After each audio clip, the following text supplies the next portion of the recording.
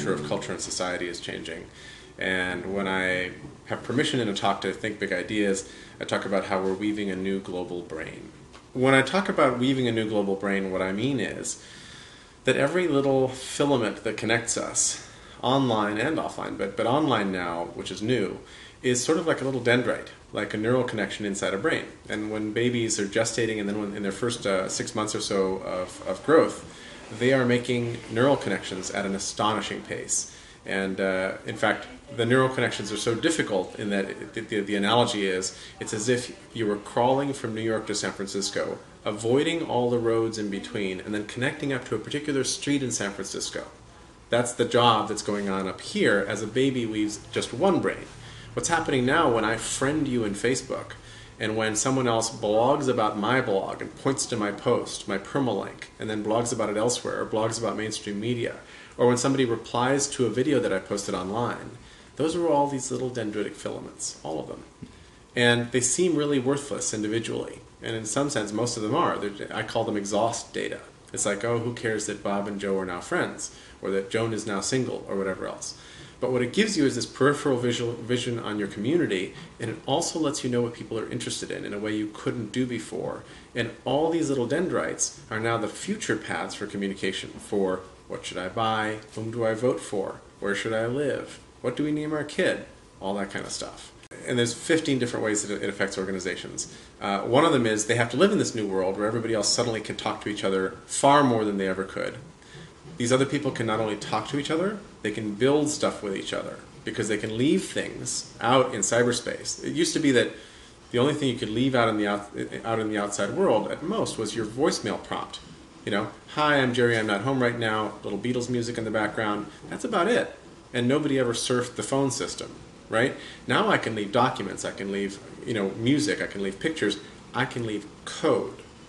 And ordinary citizens and amateurs can leave code and build on code and make code better, and it just stays and gets better, gets better, gets better. So a company that's trying to sell code as what it does, or trying to sell communication as what it does, has to realize that people can now build the same sort of thing to a shocking degree of sophistication. So a company's got to figure out, oh my God, is my product any good in that world? How do I communicate with these people in this world? I've been trained on how to beat people over the head with consumer mass marketing. Maybe that's not so good anymore. In fact, you could argue that beating people over the head with inauthentic messages actually hurts you. People get annoyed. They're tired of it. Behavioral conditioning still works, but it works less and less. So in the old world, you invent a new product in secret. You buy a lot of media, you announce it, and you hope people buy it. You try to build trust through repetition and behavioral conditioning, right? You blanket the world with your message. In the new world, you invent the product with your audience. They already know about it. They do all the proselytizing for you. If you have to spend money marketing a new product in this new world, the product is probably not that good. So good things actually move around on their own power because they're useful, because they're good, because they're beautiful, because people say, hey, you got to look at this. And you look at small worlds theory. You can have a very isolated group, but if one person in that group is highly connected outside, they've just highly connected everybody. So I think this makes it so that even pretty impermeable groups will be permeable, will be connectable. And I think one of our challenges in this electoral cycle and in the next 50 years is for well-connected, well-intentioned, pretty neutral sort of people to walk into these groups and to just be present and listen to them and connect them if they want to and offer tools if they want, but to just be there and sort of pierce that boundary, because the danger really is that the world is really frightening, there are terrorists out there, other countries hate us, let's just wall ourselves off and then let's preserve our capital and save our children. And I think the way to save our children is actually to reconnect with everybody else, and the global brain lets us do that.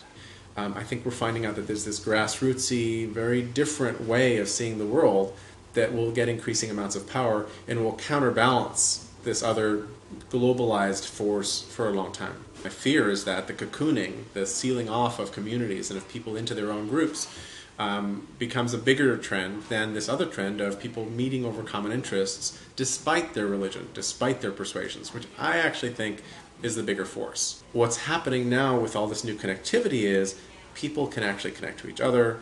We can build resources together that get more valuable over time, more structured, more orderly, more useful, that do bigger and more ambitious things. We're beginning to understand self-governance. So that is the new global brain. And then there's meta levels and spiritual levels you can sort of bounce up into that I don't play in so much, but are just right next door to this issue, because the second you get that degree of peripheral vision and connectivity, something else starts happening that isn't just about, hey, we're talking here.